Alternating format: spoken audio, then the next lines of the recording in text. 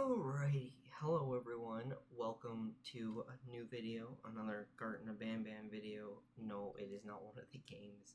I somehow missed this. There's only like 4 episodes to it, I guess. It's called BANBAN Chronicles. I don't exactly know what it is, other than it's a YouTube series, I guess, so I figured let's check it out. Give it a little watch. Just have some fun with it, I guess. Kind of like the, let me see if I can we reshuffle these around? Because that would be great. I'm gonna have to go back and, click through them, I guess, because, oh, we can go in reverse order. I don't think Should it really you matters. be unfortunate enough to find yourself within the lower levels of BANBAN'S kindergarten, you might find yourself facing a... Wait, no, I'm gonna have to start from episode 1, which would be BANBAN, I guess. Alright, let's dive into it. Hello, BANBAN. This is Flumbo. Wait, that doesn't sound right. Oh, What? this is Krupa.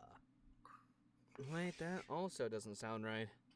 BANBAN wasn't always BANBAN, and I'm here to discuss with you the secrets of our beloved red friend. BANBAN and the cast each have their own detailed story and personality, and that's what makes Garten of BANBAN unique. Join me on the first episode of the BANBAN Chronicles, narrated by me, Ty Coker, the voice actor of Bitter Giggle, a series where we dedicate each episode to discussing the history and secrets of a member of the Garten of BANBAN cast. Let's do it. Let's do it.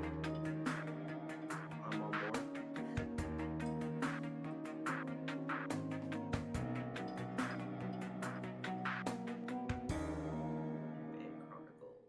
If you decide to go and sift through the game files of any BANBAN game, you might notice something strange. You will find that, compared to most other characters, there are very few references to the name BANBAN. This is because the name BANBAN actually came very late into development. You will have much better luck looking for files that reference the name Flumbo. This is the first name that was given to our pancreas-loving red dude. And from there, what later became known as Garten of BANBAN was once Flumbo and Friends, with Flumbo himself actually being the third character to be designed and sketched of the original 6, not the first, despite later becoming the main character of the series. However, feeling Flumbo and Friends were too unremarkable of names, Flumbo was then renamed to Krupa. And from there, the Garten of Krupa was born, a name that you can still view at older archives of the Steam page. But at one point a little closer to release, we decided to change the name from Krupa to a much more catchy BANBAN. Appropriately resulting in the final name of this new game being Garten of BANBAN as we know it today. A game called Garten of BANBAN without any BANBANs to be seen. Because as you might know, BANBAN is actually absent from Garten of BANBAN 1. But what if I told you that that wasn't always the case? And that the final game where you only meet Opilabird and Jumbo Josh was the final version of the game script with 2 scrapped versions before it. With one involving just Stinger Flynn, if you might recall from our devlogs, and the other, and also very first script, involving only both Jumbo Josh again, and none other than BANBAN himself. This version of the script starts out very similarly to the Garten of BANBAN 1 that we know today. You enter BANBAN'S kindergarten as a parent looking for their missing child, and are subject to a few puzzles that need to be solved in order to proceed. Only this time, there would be no eggs to be collected for Opilabird, since she simply wasn't scheduled to make an appearance in this version of the script. In place of Opilabird, you'd be stalked throughout the kindergarten by BANBAN, without ever getting a clear view of him. Think Bro. Opila Bird staring at you from behind the wall, only with Banban, and it happening much more frequently. So, if there was no Opila Bird, does that mean that for the majority of the game you were supposed to just be solving puzzles while being stalked? Well, no, not really. With every version of the script came a new design for the map that would better fit the story. The kindergarten of the version of the script where you're being stalked by Banban was meant to be much smaller, with the second half of the game taking place inside the actual facility. This is why if you watch one of these videos that fly around the map of Garten of Banban 1, you may notice that there's a small room underneath where Jumbo Josh attacks you in the original game. He wasn't scripted to attack the elevator in this version of the script. Instead, you'd safely make it to the underground facility where you would continue to be stalked by Banban for a little more. For the most part, this was Banban's role in this version of the script. And as for Jumbo Josh, well, you'll have to wait for the Jumbo Josh Secrets video where Jumbo Josh's role in this version of the script is revealed. Stay tuned for that. Of course, as you may know, this was later changed to making the player first enter the underground facility in Garten of Banban 2. The Euphoric brothers felt that the ending in the final script where you get attacked on the elevator made for a much better cliffhanger. But what do you think? Let us know your thoughts about this version of the script in the comments below. I'm going off script here for a second to say I will actually be looking at the comments about that, so let me know what you think. I'm very curious. Speaking of the Euphoric brothers, did you know that Banban is voiced by Geppo, the purple of the Euphoric brothers? And like most of the other Garten of Banban characters that speak during the games, Banban has some unused voice lines. Two, to be exact. The first was meant to be said in Garten of Banban 2, where a mysterious voice over the intercom asks you to wave at a camera so that they know you can hear them. This mysterious voice, whom you later learn is actually Banban, was originally meant to say a line if you take too long to wave at a camera. Take a listen. Please, I need to know if you can hear me. Couldn't have said it better myself, Geppo, oh buddy, oh pal, oh purple guy. This line would be said automatically by Banban without the player prompting the conversation to start by doing a certain task. Because of this, there were too many things to account for, such as whether the player was in the correct room, among other things. Overall, it was causing too many issues, so it was just removed altogether. Unlike Banban's second unused voice line, which was not added simply because the developers forgot to. Whoops! In Garten of Banban 6, while accompanying Banban in the Garden Statue's puzzle room, you will at one point open the door to the red cabin there. This causes a miniature naughty one to suddenly jump out of the red cabin and run away, which shocks Banban. Normally, he says the following. Watch out! What is that doing in here? And that's where the dialogue ends in Garten of Banban 6. But originally, he was meant to follow up on that sentence by this unused voice line. What even are these things? This follow-up line was never implemented, as mentioned before, because of an oversight. Truly unfortunate. Banban's unused voice line in Garten of Banban 6, you will forever be remembered. Okay, so we've disclosed Banban's role in early versions of the script and Banban's unused voice lines, so now let's talk Banban's model and art assets. While the Euphoric brothers don't have any records that document exactly when Banban's model was first created, Banban's first ever render was created on October 4th, 2022, and it looked like this. It's like almost 3 years ago. This is the first time that the render is being revealed in full to the public. The head of this render was used as a placeholder for the game's icon up until it was replaced with the Jumbo Josh one we all know and love, back when the game was still called Garten of Krupa. Additionally, this barely textured version of Banban's model actually makes a more important appearance than just being the subject of some secret render. In one of the older screenshots of Garten of Banban 2 before it came out, this version of the model can be seen in a scrapped location during a scrapped chase sequence that was meant to be in the game. This was scrapped very early on though. There was also a time where Banban was supposed to be given a guitar, but this was also scrapped. Instead, we opted to show off this guitar in the hand-drawn depiction of Banban in Garten of Banban 3's cafeteria. Who knows? Maybe this guitar will have more importance in the future. Speaking of scrapped concepts and going back to the earlier versions of the script of Garten of Banban 1, there is an art asset that was meant to have been written by Banban. At some point during this early version of the script, you were supposed to come across this ominous message that says, "Turn back," that was written in ketchup. Ketchup. Obviously ketchup. There was also this scissors icon that was meant to be for an item that was part of a scrapped puzzle that involved Banban in Garten of Banban 1. But wait, what's this note? Stay tuned for the next episode of the Banban Chronicles, where the secrets and history of another character will be revealed. Comment down below which character you want to learn more about next. And keep on Banbaning.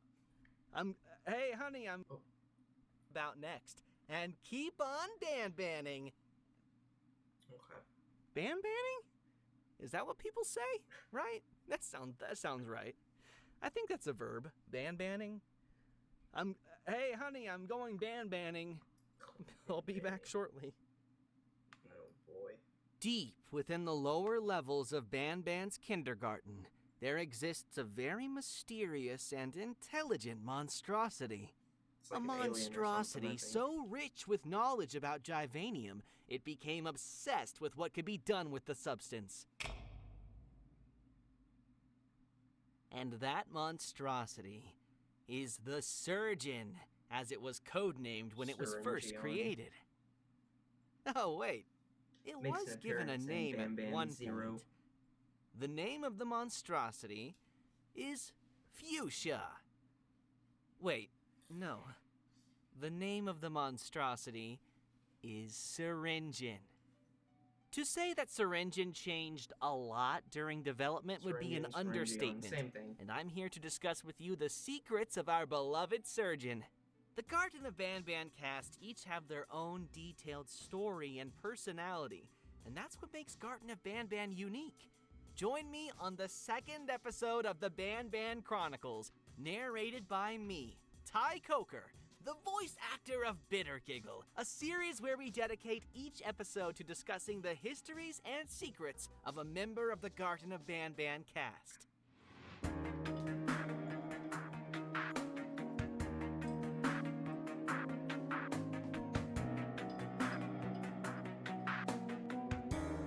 Banban Chronicles. Like Garten of Fork Banban Brothers. 4 served as the introduction to one of the series' most vital characters yet, where if you completed a set of certain tasks, you would gain access to a secret meeting room with a drawing on the wall depicting a strange figure never seen before. And that figure was Syringeon, a four-armed, fuchsia-colored, surgeon-like figure whose name consisted of a portmanteau of the words syringe and surgeon. But what if I told you that Syringeon's final appearance is the last of many iterations that came before it, and that he looked very different from when he was first sketched? The first iteration of Syringeon was first sketched when the Euphoric brothers were playing cards while drawing concepts in a nearby notebook. Liking what they doodled and thinking they could make something bigger of it, they got to work. The result was what you are currently seeing on screen. This is a recently recovered image of What? Syringeon's first iteration. It was at this point that this new character was codenamed the Surgeon. The Surgeon. But something was wrong with it. It looked too cute. Sorry, Syringeon number 1. The Surgeon was then given 2 more arms to give it more surgical tools, and the location of the mouth was readjusted, thinking it would make it much more intimidating in its 3D version. One of these surgical tools was originally going to be a knife or a scalpel, which was then replaced with the mechanical grabbing hand, as it didn't make sense to not give him any way of grabbing objects. And also to make this new character stand out more, its color was Bro, he changed looks from like the a light hand. blue it originally had to the final fuchsia color it currently possesses. As a result of this new color, it was temporarily given the name Fuchsia, which the name Syringeon was later used as a substitute for. And with that, the Syringeon in his 2D form we know today was born, where he later finally debuted in his physical form in Garten of Banban 7, with voice actor Ray O'Hare playing his role. who, as a fun little bonus fact, also played the train conductor in the Euphoric Brothers' other game, Human Apocalypse. But going back to Syringen's 2D form, you might notice something strange that was quickly pointed out by many fans when Syringen's mural was first seen by the public. Take 5 seconds to try and see why Syringen looked off compared to all other wall murals of the franchise. I don't know. Bro just kind of looks like a Do you hand. see the problem yet? Huh? Do ya? Huh? That's right. Syringen's eyes were brown. And he was the only one of all other characters that was like this. But rest assured, this has nothing to do with lore. It was a simple oversight, and it was fixed in later games. But early concepts and wrong eye colors aside, what if I told you that Syringen's story was originally going to be much different from what it ended up being in Garten of Banban 7? In fact, the entire chapter originally played out completely different from how the final version of Garten of Banban 7 plays out. The story for the chapter, much like most chapters, went through many different scripts. And while most versions of the script have been lost or deleted, one remains intact. In this early version of the script, the overarching goal of the game remains the same. In alliance with Syringen, you entered City Engine in search of Jumbo Josh. But City Engine was very different. The mayor of the city was much more tyrannical, where he ruled over his citizens with an iron fist. Oh, He shit. was much more reminiscent of a cult leader than a mayor, but he was still willing to work with the player to achieve his goals despite his hatred for humankind. Instead of the fully lit city you enter in Garten of Banban 7, you instead find yourself limited to a single block, with long walls enclosing what remains of the city. These Oh, boy. walls would constantly be banged on by hungry, naughty ones trapped on the outside, unable to enter because of the light. From the balcony in Syringen's office, you would be able to see a faint light in the distance, which Syringen explains belongs to a tower that Jumbo Josh is nearby. The secondary goal of Garten of Banban 7 would have been to try and reach that second tower. But there was a problem. Aside from the tiny part of the city you're trapped in, everywhere was dark, which also meant everywhere else was infested with naughty ones. Through puzzle solving and fighting the Notified army one by one, you would slowly but surely restore power to different parts of the city, allowing you to finally reach the tower. It is during these expeditions to try and restore power that the majority of the action took place. The Givanium baby would have been encountered in one of the buildings. The Notified Bittergiggle would have been his own minigame instead of the chase sequence he ended up getting in Garten of Banban 7. Kittysaurus was supposed to have been trapped in a pit that the citizens would have been standing around ceremoniously, where you would help her escape as part of a puzzle. A sequence where you enter a courthouse and Sheriff Toadster judges you for your crimes, before the lights go out and the entire building is swarmed with naughty ones. But most interestingly, a crazed Sheriff Toadster was scripted to trap you inside of a grocery store. Inside of which you would have had to get a phone to work, where you call Syringen for help, after which he sends a loud contraption to scare the crazed sheriff away. Not notified, but crazed. This contraption would dramatically slide towards you through the darkness, which turns out to be a loud mobile power generator. After escaping the grocery store, you would use this generator to play a mini-game where you push the generator into dark blocks of the city. Once activated, it would light up the area temporarily, giving you some time to enter and scavenge the nearby buildings for supplies that would allow you to fix power boxes that would light up the area permanently. But you gotta do it quickly because the generator only stays on for a few minutes, and if it deactivates, the block goes dark again and it would require you to reactivate it again manually. So if it goes dark while you're scavenging in a building, too bad.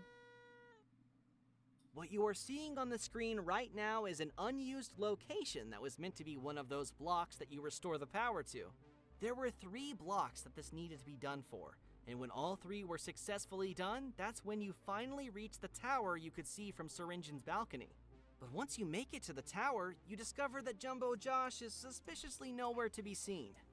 Upon returning to Syringen, his true plans are revealed when you return to find him in a scrapped location that was meant to be the city's public park. You find him standing on a platform raised high above ground. This is where the conversation between Syringan and Sir Dadadu would have originally taken place. And after tricking and trapping Sir Dadadu with the scepter piece, he gives a villainous speech explaining how he used you to do the hard part and get enough power delivered to the city to get the machine that's trapping Jumbo Josh to work. Before the center of the platform opens and an elevator holding a chained Jumbo Josh is raised from the ground. And this is where the chapter concludes as it was originally meant to end. As with the last BANBAN Chronicles episode, please do let us know your thoughts about this original version of the script. This sequence of events turned out to be much cooler on paper than it was a playable experience, and that's why this version of the script was scrapped for the most part. But wait, what's that in the distance?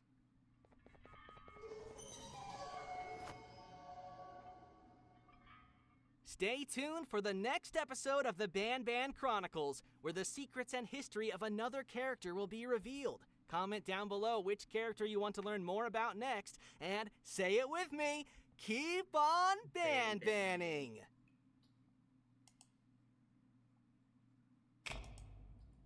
Keep on banning. I don't care. Not for this anyway. This is Oscar Star. Oscar Star. Hold on, this is a jellyfish we're talking about. How is he a star? Nah, this is Stingeruno.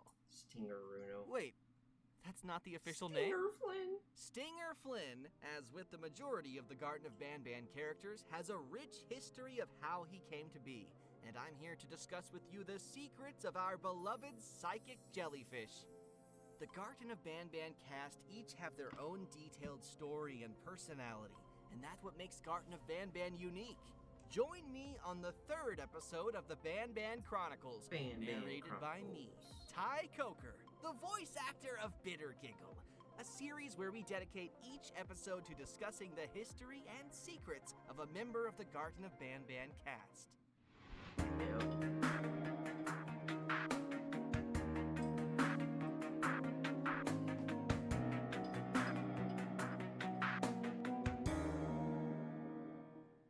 Stinger Flynn, despite being arguably one of the simpler characters to draw and visualize, has probably gone through the most changes during development out of any of the other characters, making this episode of the BANBAN Chronicles one of the juicier entries.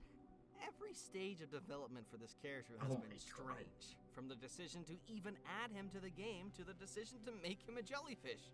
This photo was taken on October 15th, 2022. Notice anything missing from it? Yeah, or Stinger should Flynn. I say, anyone missing from it? That's right. Stinger Flynn was the last mascot to be added to the game of the original 6. He was a last-minute addition that was added right before the Euphoric Brothers started to seriously work on the script of the first game. The mural involving Jumbo Josh, Bambolina, BANBAN, Opila Bird, and Captain Fiddles really felt like it could use another character whose color would complement the existing colors. And just like that, the Euphoric Brothers were back to the drawing board. The majority of concepts that were proposed for this new character have been lost to time, but 2 have survived. The first was Humblebee, a simple bee character whose purpose was to teach children the importance of staying humble, and also whose name is a play on the word bumblebee. Feeling Humblebee wasn't unique enough, it was quickly taken off the table. Sorry, See Humblebee. why? Second, however, was a concept that came very close to becoming what Stinger Flynn is today. Enter Oscar Star, an orange, 6-armed, 1-eyed tower of Ew. teeth that would tower over the player. The reason Oscar Star was scrapped was the exact opposite of why Humblebee was scrapped. Oscar Star had too many defining features. He had 6 arms, Too 1 unique. eye, and was a tower of teeth. He was absolutely goated with the sauce, so instead of completely scrapping Oscar Star, his features were shared between 3 different characters. Stinger Flynn got the 1 eye, an earlier concept of Nab Nab became the Tower of Teeth, And much later on, an earlier concept of Syringin got the multiple arms. Remember him? Remember that guy? Yeah, From the last episode? You keeping notes? Yes, these three characters, despite their minimal interactions with each other in the games, are spiritually connected through Oscar Star. Ultimately, the decision was made to add the one-eyed orange jellyfish to Garten of Banban 1 and save the spider for later. And thus, Stingeruno was born, as he was nicknamed after first being added to the game, a name that one can still find in the game files. This last-minute addition jellyfish would later become the main antagonist of an unused script for the first game, where his giant tentacles and one eye would stalk you throughout the kindergarten. For the most part, the game would have played out similarly to the Garten of Banban 1 available today, but some of the puzzles would have involved finding different ways to have Stinger Flynn move his tentacles away from doorways that he would be blocking. Think Cyan Fiddles from Garten of Banban 2, only it's the giant Stinger Flynn before he was shrunk. This was all before being replaced by the final Garten of Banban 1 script we know today, where Opila Bird and Jumbo Josh take the spotlight, and Stinger Flynn retains a minimal role of being a wall mural and giving words of kindness. If you compare the Stinger Flynn that you can see now on the Garten of Banban 3 poster to the one that you actually see in the games, you might notice a few differences. The eye on the model of the poster is less circular and more rectangular in shape, and Stinger Flynn actually has mistakenly 8 arms here. A mistake that the Euphoric brothers made sure not to repeat when creating the model for Stinger Flynn in Garten of Banban Punch Rush. This version of Stinger Flynn that you see on the poster is actually a very early version of the same model created during the development of Garten of Banban 2, and later updated during the development of Garten of Banban 3. The eye was made rounder, and the number of arms were reduced to 6 to accommodate the 6-legged wall mural. 2 decisions that actually turned out to be very helpful during development. Because, given the anatomy of Stinger Flynn, the Euphoric brothers find that he is easily the hardest character to animate. Any movement of Stinger Flynn requires keeping track of all 6 of his tentacles and making sure each and every one moves in a natural way. This naturally makes Stinger Flynn more complicated to animate than any of the other characters, and having 8 tentacles instead of 6 would have only added more complexity to any movement involving the character. In addition to this, Stinger Flynn's eye being rounder meant we could program it so that it rotates around itself, allowing the Euphoric brothers to make it follow the player. Speaking of Stinger Flynn's features, did you know that Stinger Flynn is voiced by Ferris, the blue of the Euphoric brothers? Similar to how Banban is voiced by Geppo, the purple of the Euphoric brothers. Geppo. Okay, maybe you knew that one, but did you also know that as of Garten of Banban 7, besides the player and the drone, Stinger Flynn is the only other playable character? You actually get to play as Stinger Flynn in 2 of the dream sequences in Garten of Banban 3, during which you are also introduced to a new mechanic not seen anywhere else in the game. Whereas Stinger Flynn, you are capable of shooting electricity through your tentacles in order to traverse puzzles.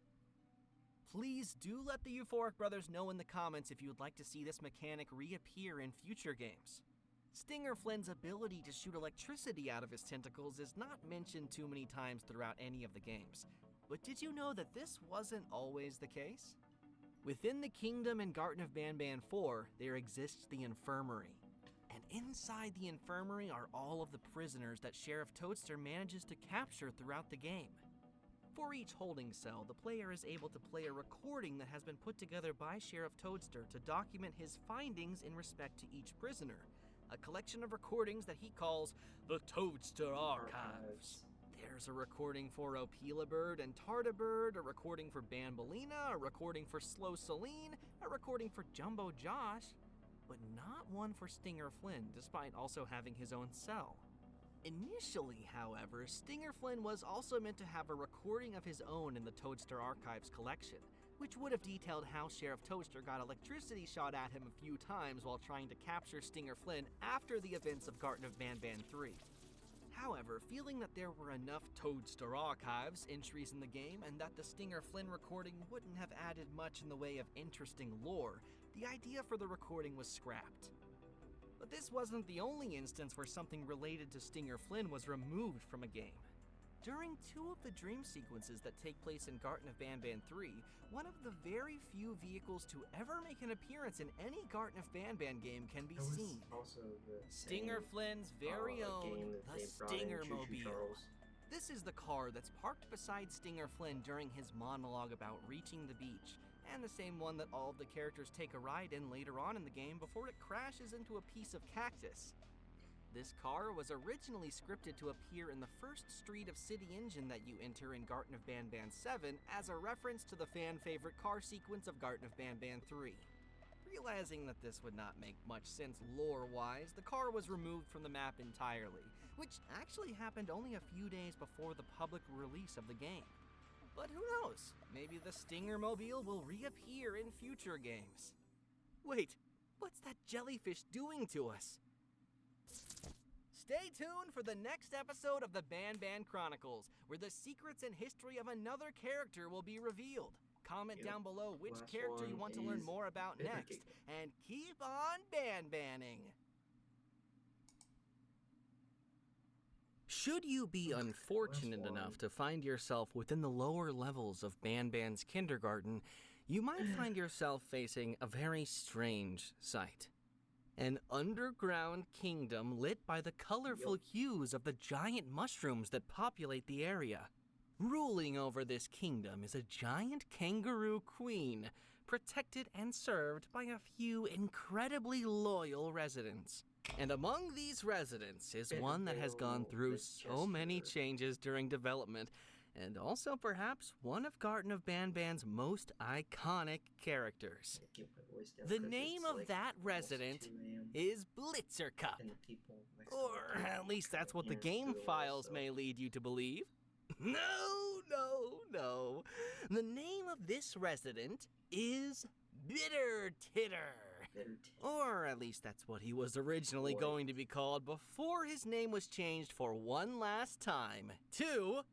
Drum roll, please! Bitter Giggle! The Garten of Banban cast each have their own detailed story and personality, and that's what makes Garten of Banban unique. Join me on the 4th episode of the Banban Chronicles, narrated by me, Ty Coker, the voice actor of the character that the episode revolves around, Bitter Giggle. A series where we dedicate each episode to discussing the history and secrets of a member of the Garten of Banban cast.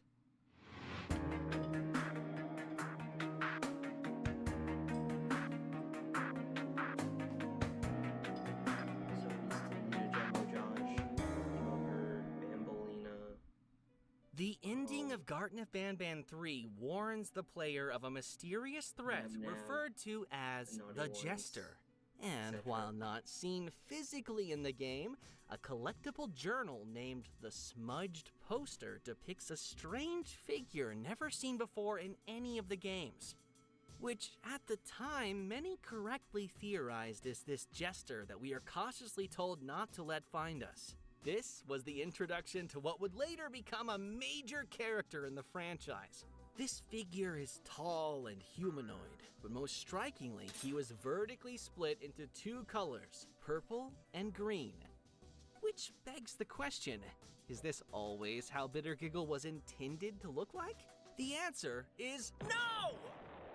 And there's a big story behind the process that led to the creation of Bitter Giggle. During the development of Garten of Banban 3, the Euphoric brothers felt that it would be a cool idea to add a character with two heads, with each head having a personality of its own. Quickly, they went to the drawing board, where many concepts would be created and discarded until the best one remained. This was done using the process of elimination. In the end, there remained 3 final potential concepts, which were a 4-legged creature with a cat head and a dog head, a 4-legged creature with a turtle head and a chameleon head, sound familiar, and a creature that didn't have 2 heads per se, but his body split into 2 different contrasting sides. The 4-legged creature with a cat head and a dog head was the next to be eliminated, permanently banished to the dark realm of scrapped Banban concepts. Wait, is that where Zolthius lives? This left one hard final decision to be made. Who gets the Banban hammer next? Hey, are forget Ban. the turtle and the chameleon, or the two-sided freak that looks very much like a jester. If you've played the Garten of Banban games, you probably already know what the conclusion was. The final decision was to add both.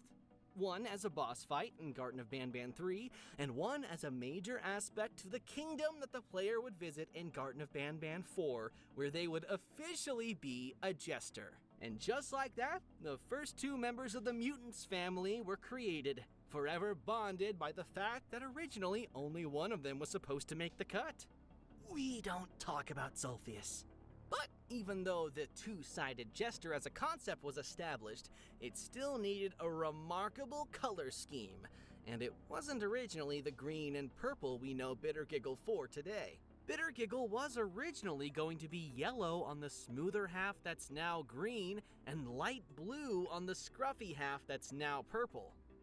A color scheme that was recycled and applied to one of the experimental jesters in Garten of Banban 4.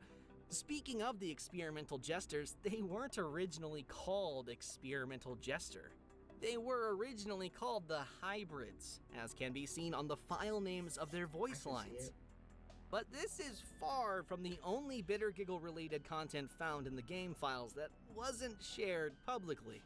Did you know that as of Garten of Banban 0, Bittergiggle by far and large has the highest amount of unused voice lines, spanning from his debut in Garten of Banban 4 all the way to Garten of Banban 0? This is, in part, thanks to the great amount of unused laughs that never made it into the games. Take a listen to a few of them.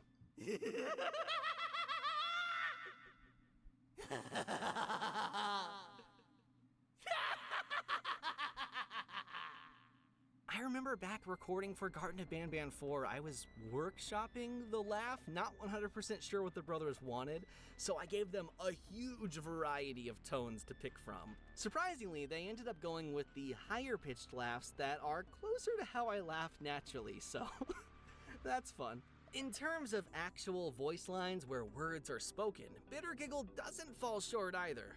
In Garten of Banban 6, Bittergiggle has 2 unused voice lines. Take a listen.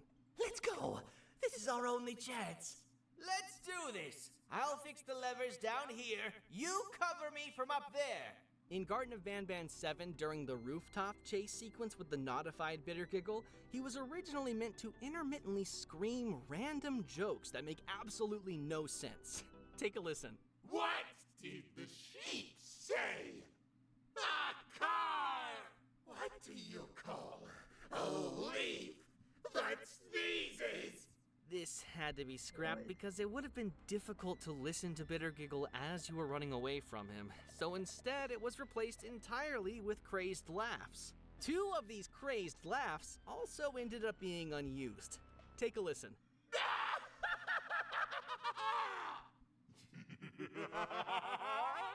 And these are far from the only unused content related to Bittergiggle.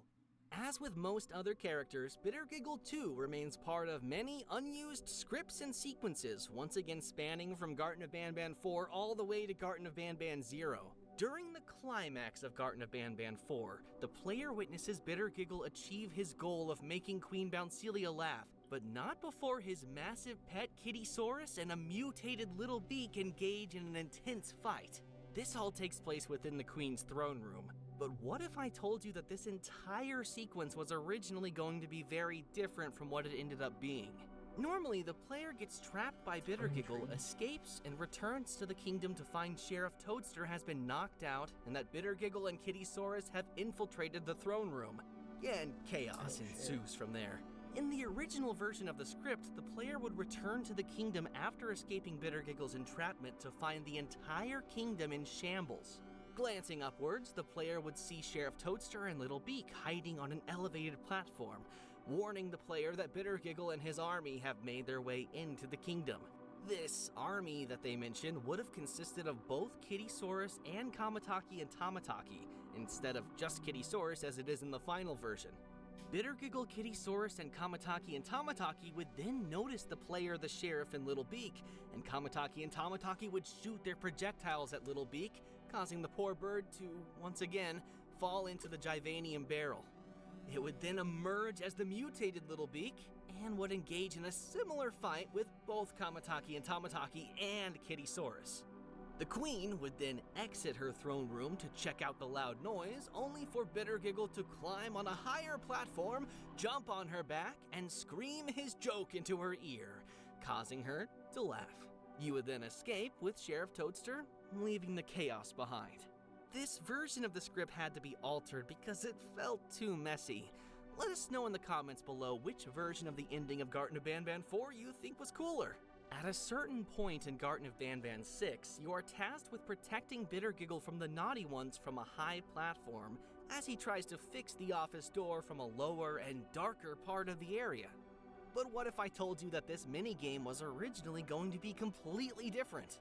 The main thread of this sequence was originally not the naughty ones at all. Instead, it was a never-before-seen version of Sheriff Toadster, the Naughtified Sheriff Toadster.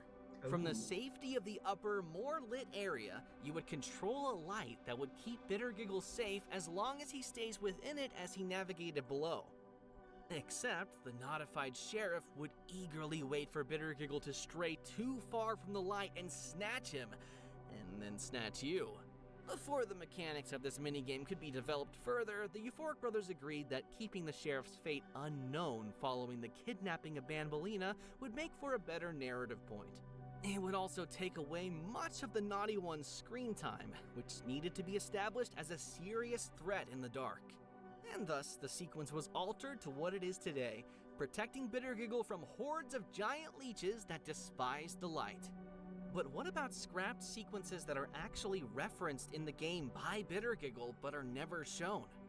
Well, we have the first example of that in Garten of Banban 0, where while tied to his bed, Bittergiggle mentions strong earthquakes that broke something in the room. They left me here tied to the bed, and with all these earthquakes, something broke. The tranquilizing gas is leaking. This line was in reference to a series of events that were scrapped from Garten of Banban 0, while every now and then a strong earthquake would shake everything and everyone, with characters commenting on it after it happens. These earthquakes were supposed to serve as foreshadowing for Ramamba, which would have been the source behind these earthquakes. However, since Ramamba was already contained in a cell, it would have been a little hard to believe that they can cause earthquakes that strong from that cell. So ultimately, the earthquakes were scrapped altogether, leaving behind this little reference as an homage to what could have been. I'm actually recording this episode before Garten of Banban 0 dropped, so this is actually the first that I've learned that the earthquakes had to be cut. So that's exciting. But wait, bear with me while I feed this hungry snake.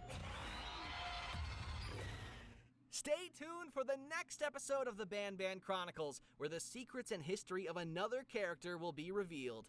Comment down below which character you want to learn more about next, and keep on banbanning!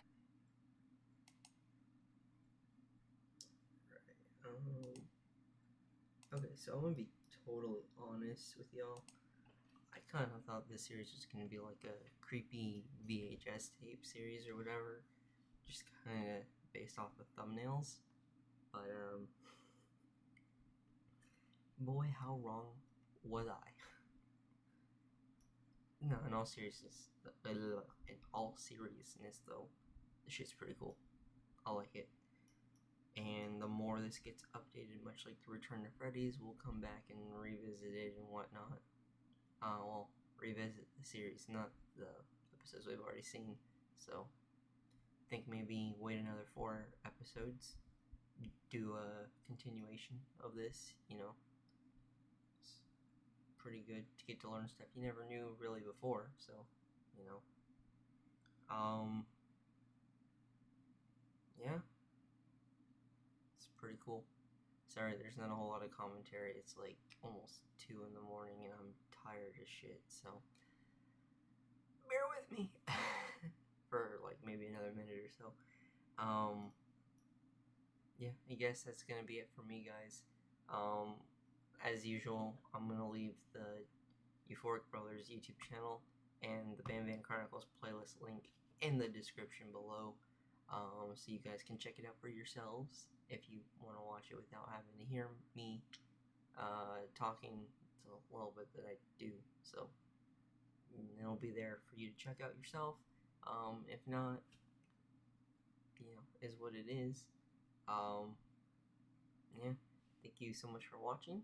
As usual, I will see you guys in the next episode. That's it for me, so I'm out. Peace.